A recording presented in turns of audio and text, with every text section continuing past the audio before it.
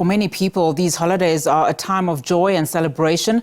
However, for individuals battling terminal illnesses such as cancer, this is not such a festive period. The emotional toll of cancer treatment, combined with the added stress of holiday expectations, can exacerbate feelings of anxiety, depression, and isolation, not to mention exorbitant medical bills. For more on this now, we're joined by a campaigner who is raising funds for cancer patients. A PinkDrive founder, Amanda Heinzelmann.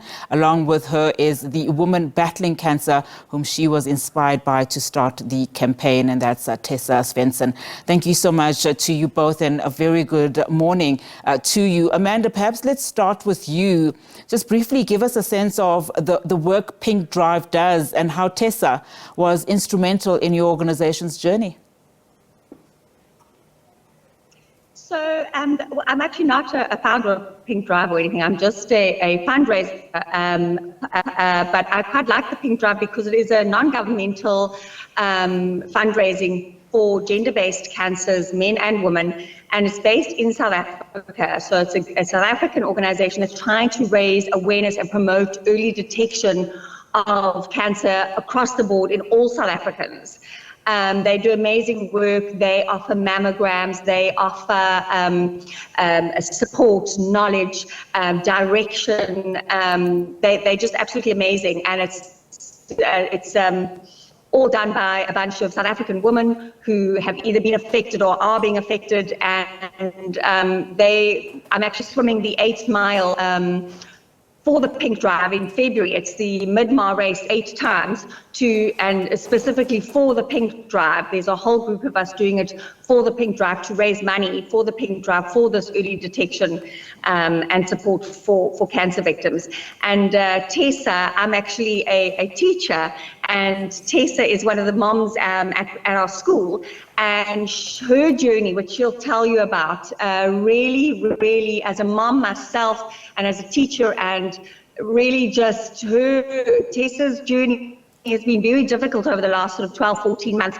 And just to see her inspired me so much, her positivity, her endurance, her positive will to survive, to succeed, it just brought me to tears. I just love this family so much, and I just wanted to do something to try and understand the endurance needed. And swimming 8 miles for me is going to be a hell of an endurance thing to do. And just to raise awareness, to raise money, is just inspiring to me. And Tessa's positivity has been inspiring to me. That's why I got involved in this. Yeah, Tessa, let's get to understand your story a little bit. I mean, can you share your experience of being firstly diagnosed with cancer and perhaps how it's changed your life, and just looking at some of the work that's been, done in your honor? It's been a tough journey, I think. A lot in South Africa, especially mammograms, that sort of thing, isn't done with anyone in their 20s. I think you're 35 or 40 when they start your mammograms. Yeah. So the time I was diagnosed, my daughter was 5.5 months old, and I had a 2-year-old son at the time I was diagnosed, and because it wasn't detected early enough, it had already spread. But just the support from the school, from friends, that have rallied around me through my ongoing treatment and surgeries and radiation, and just the community has really got me through this, along with my family. And just as I have you on, just talk to us a little bit about that treatment process. I mean, we've heard various women give their accounts, including men, in terms of, treatment, especially in South Africa. How has that been going for you? The treatment, I started off with what they call the Red Devil, which is every 3 weeks, and that knocks you in being a mum and trying to, fake those days and fake those smiles for your kids to keep positive. And that's what kept me so positive. And then they've developed, I went on to another chemotherapy, had a double mastectomy. I'm on a specialized now chemotherapy every 3 weeks till next March. I had 6 intense weeks of radiation every day. So it's been very intensive, but just those 2 little children keep you going. Amanda, I want to bring you back on. You spoke, of course, about how you know, despite all of the challenges that Tessa is facing, her positivity really inspired you. I mean, just talk to us about how important you think support for people who are battling cancer is, particularly in close-knit communities like schools and churches, etc. Well, I think it's imperative. It's absolutely imperative. Yeah. And what's been wonderful about Tessa is that she's been willing to share her story. So we were able to come together as a school and as a community because Tessa wanted our love and wanted our support and needed that to get her through those difficult days.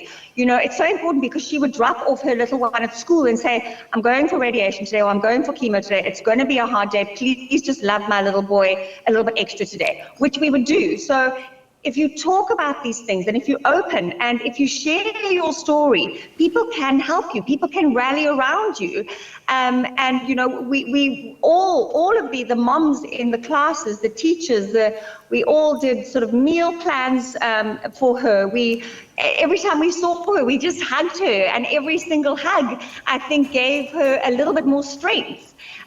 So it's imperative for people to talk about these things so that others can become part of the healing journey and the positivity journey.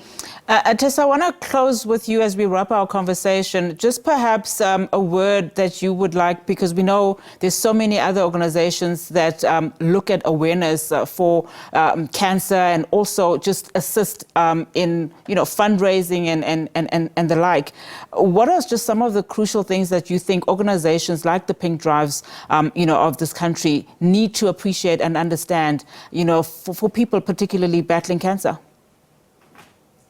I think the biggest thing is just the support, and a lot of people don't have the means or access to a support like a community that I have, is in those times, you know, those days when you're so sick you can't get out of bed, just rallying around there, maybe doing a meal plan for someone who doesn't have the community or doesn't have someone to look after them, because there are days that you literally can't get out of bed. And I think just rallying around people and doing little things for those people that don't have the means to that support. All right, Tessa and Amanda, thank you so much for your time and, of course, sharing your experiences. Of course, a beautiful story of support there and resilience. PinkDrive coordinator Amanda Heinzelmann and Tessa Svendsen, who is battling cancer. Thank you so much for that.